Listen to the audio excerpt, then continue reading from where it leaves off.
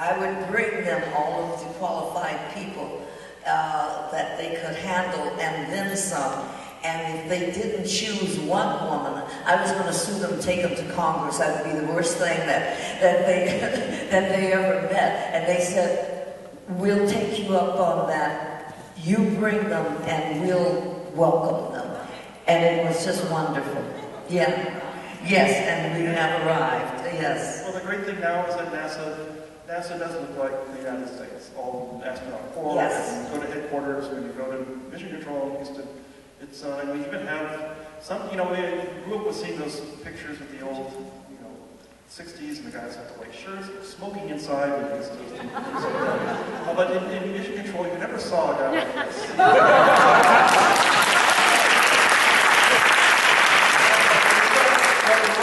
You got President Barack Obama's attention when he calls to congratulate you. So what are you going to do with this newfound celebrity, aside from just your regular day job, which is far enough?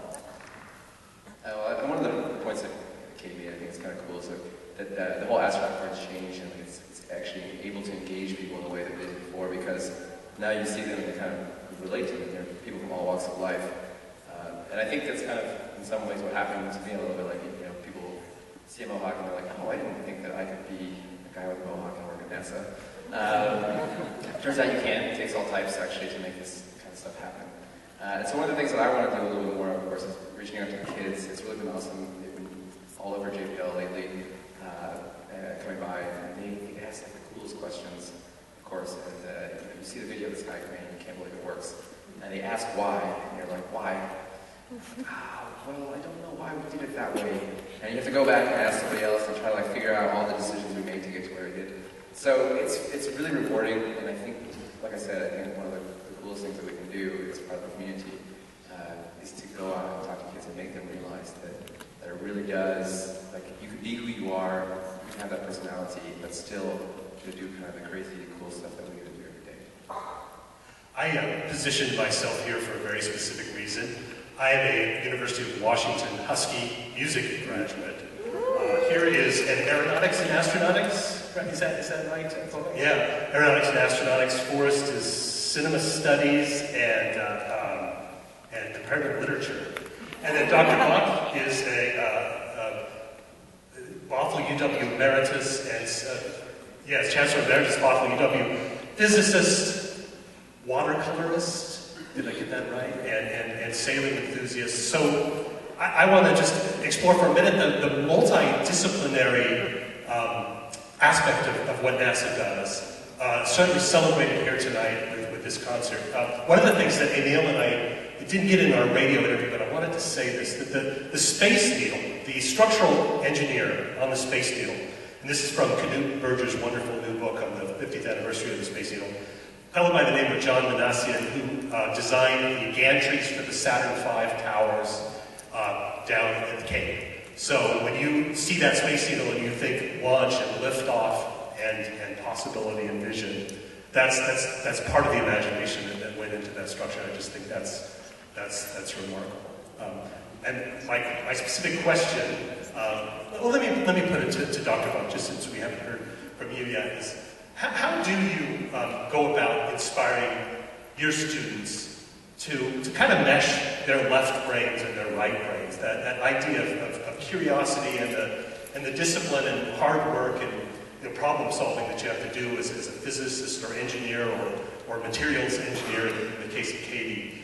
How do you approach that with your students? Well, there's several ways, but one of the things that are common, and I heard it tonight, said that imagination is a really major overlap, and the tools to manifest an imagination can vary from discipline to discipline and area to area. In art, you have tools in watercolor art that I paint. There are brushes, and the brushes have some technology to them, and the paints and the paper, there's all sorts of different types of paper. These are the tools to implement an imagination. In physics, we have those tools as well. There's mathematics, there's actually philosophy, there's cosmology, there's a strength of willpower. These are all part of tools to make things happen. So I think there's a great great deal of overlap. And I'd like to say one more thing while I have the mic. I think one of the things I can contribute maybe perhaps the most here tonight is not so much that. The interdisciplinary part is great. I love that. That's part of my reasonable debt. But one of the things that we have to deal with today is power issues. Is how do we supply enough power? And to explore space, we need people. We also need power. We need ways of figuring out how to power up these spacecraft. Right now, Voyager is outside the solar system, just about outside the solar system, 3 billion miles away. And moving, there's another Voyager behind it. And we have a mission going to Pluto right now. It's on its way to Pluto and will be there shortly. But they're all powered with plutonium-238, and we stopped making it in this country. And NASA needs it awfully bad. We were buying it from the Russians since the Cold War ended. They had a stockpile of it. And it's kind of a thing that, people say plutonium, it has a nasty kind of feel in people's bodies. You talk about plutonium, but it does power our spacecraft. And I think it also be some way to use our imaginations and our cleverness to find other power systems that are not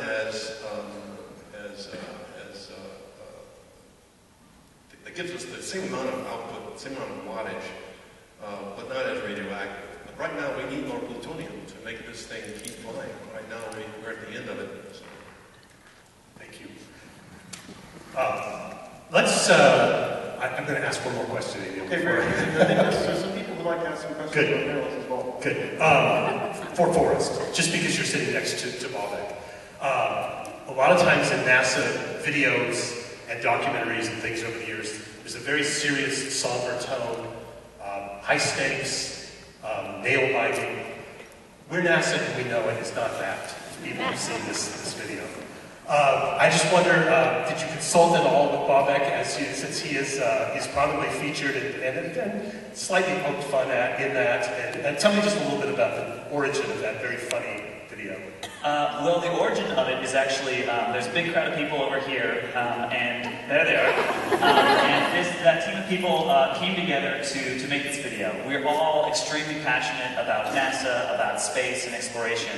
And so we wanted to make a video in a way that we can contribute. A lot of us are people, some of us are drama majors or improvisers, and how can even someone in a very arts field be involved with NASA and science? And what we did is did our research and made a funny video about it. And so even though it doesn't necessarily involve the engineering or the science, we're excited to hear that it can still inspire people. And by bringing a lighter side to the very, very serious kind of somber videos, I think we helped give a different light to NASA, and I think that's really important. We heard a story. A couple of our guys actually went down and visited JPL, and we heard the story of someone shared with them, which was, my son always thought my work was boring at NASA. He always thought it was boring. He never cared about anything I did at work until you guys made that video. You guys made the We're NASA We Know video, and now my son will not stop asking me about my job and telling me how cool he thinks I am now. So,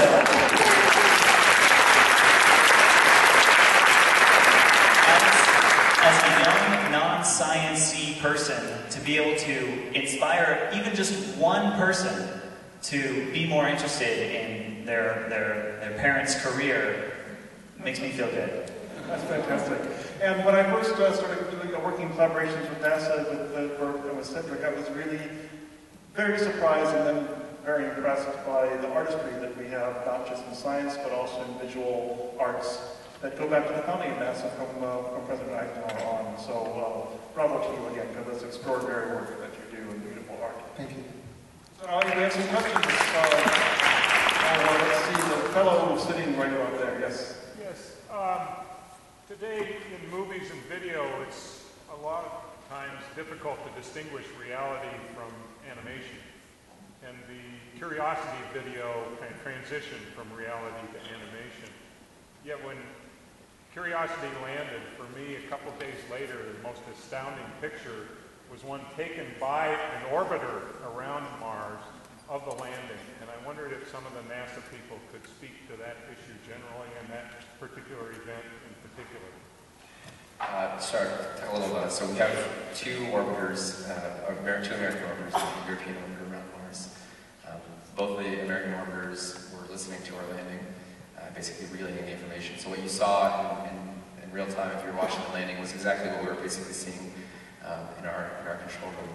That orbiter is called the Mars Reconnaissance Orbiter that took the picture. And we had about 50-50 odds on getting the parachute. The picture you're referring to is basically us on the parachute as we're entering Mars. There's about 50-50 odds that we're going to time that perfectly to see it. And of course, for all of us, a very similar sentiment, which is like, I can't believe that worked. So it's really cool, but it's a credit to that team on the MRO, Mars Reconnaissance Orbiter, that they were able to do that. We also had, I think, as you mentioned, there's actually footage from the rover's perspective as it lands. If you haven't seen that, it's really cool. It's on YouTube. But you can actually watch us do all the maneuvers, and they have a side-by-side kind of similar landing video that you guys saw tonight with the point of view of the rover, basically like if you were landing on Mars, what you would see. So it's really a credit to our science and engineering team that they were able to do all this stuff. Not just ours, but also, like I said, the Mars Reconnaissance Orbiter.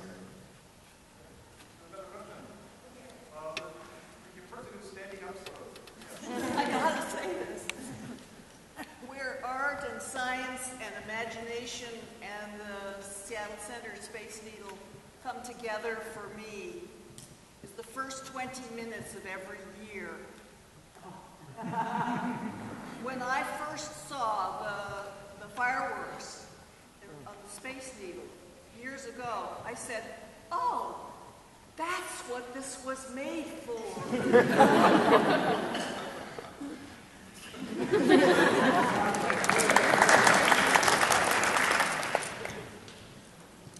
This is the gentleman holding to you. The spirit and opportunity have lasted. Well, the spirit is dead now, I know, unfortunately. Rest in peace. The opportunity is still going, 8 years strong. How long are you guys expecting Curiosity to run? So we have planned for 2 years going forward. That's like the kind of the contractual agreement. And then